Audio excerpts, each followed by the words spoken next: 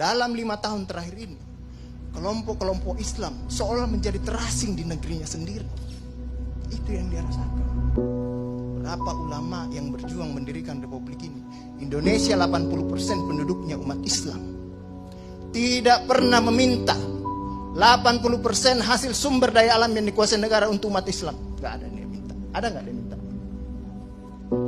80% umat Islam penduduk Indonesia tidak pernah meminta 80% APBN untuk umat Islam. Gak ada yang dia minta. Sederhana permintaan umat Islam. Dia mau berdialog sama Tuhan. Dia mau mengingatkan umatnya akan kebaikan. Yang tidak hanya mengajarkan doa makan dan doa minum, tapi juga cara memilih pemimpin. Itu kira-kira. Nah, inilah ketegangan-ketegangan. Ketika agamanya dinistakan, kok susah sekali ini membawa ke proses hukum. Muncullah demo berjilid-jilid, yang kemudian berujung ulamanya tidak bisa pulang. Belum lagi penghujung, kemudian ada agama yang diperhadapkan sebagai musuh besar Pancasila. Nah, ini menarik menurut saya. Saya ini Islam, tapi bukan pengetahuan Islamnya seperti Ustadz Ali Muhtar Ngabalin dan Abu Bakar, Ustadz Abu Bakar. Tapi dengan segala awam saya terhadap Islam, ketika saya ditanya Pancasila itu di mana dalam kehidupan saya, maka saya akan mengatakan bahwa ketika saya lahir, orang tua saya itu membisikkan Pancasila di telinga saya. Cuma bahasanya bukan seperti yang tertulis dalam Undang-Undang Dasar. Dia membahasakan Allahu Akbar, Allahu Akbar, asyhadu an la ilaha illallah, asyhadu anna Muhammadar Rasulullah. Apa yang saya dengar di situ? Ketuhanan yang Maha Esa. Hayya 'alas shalah. Apa yang saya dengar di situ? Mari kita bersatu sama-sama. Karena kita akan mendirikan sholat. Dan Al-Ankabut mengatakan sholat itu mencegah kamu dari perbuatan keji dan mungkar. Ada kemanusiaan yang adil dan beradab. Saya dengar di situ. Hayya 'alal falah. Mari sama-sama menuju kemenangan. Kemenangan yang bagaimana kita peroleh? Kerakyatan yang dipimpin oleh hikmat kebijaksanaan dalam permusyawaratan perwakilan. Kemenangan yang bagaimana? Keadilan sosial bagi seluruh rakyat Indonesia. Itulah kemenangan yang kita tuju. Kita kembali lagi takbir.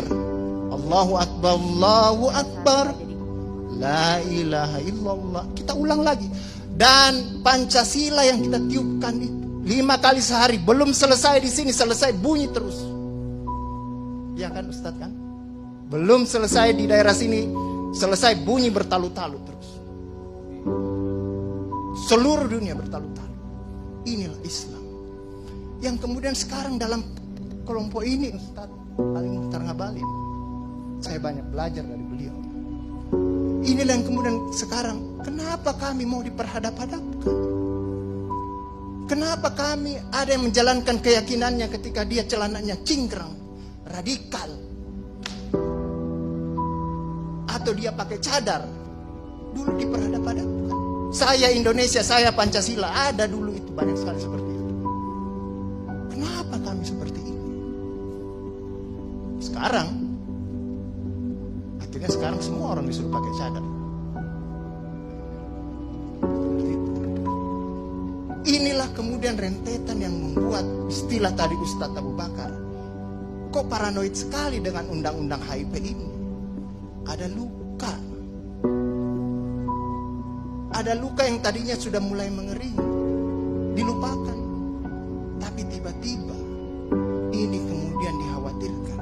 Jangan sampai Pancasila ini mau dipakai sebagai instrumen untuk membibirkan kelompok Islam dan kelompok ini. Apalagi kalau kita baca RUHP itu, memegang kekuasaan pembinaan ideologi Pancasila ada sama presiden. Saya juga baca-baca sekilas tadi. Kok di situ ditulis pendidikan nasional menurut undang-undang ini itu berubah. Tujuan pendidikan nasional oleh Undang-Undang Dasar mengatakan bahwa beriman, bertakwa, berakhlak mulia. Di sini diciptakan pendidikan nasional itu bertujuan untuk menjadi tenaga ahli dan terampil.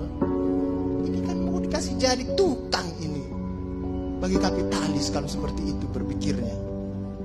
Nah, inilah yang kemudian yang dirasakan oleh kelompok-kelompok Islam dalam perspektif perjalanan konstitusional kita, bahwa ada yang tidak adil dilakukan oleh kekuasaan.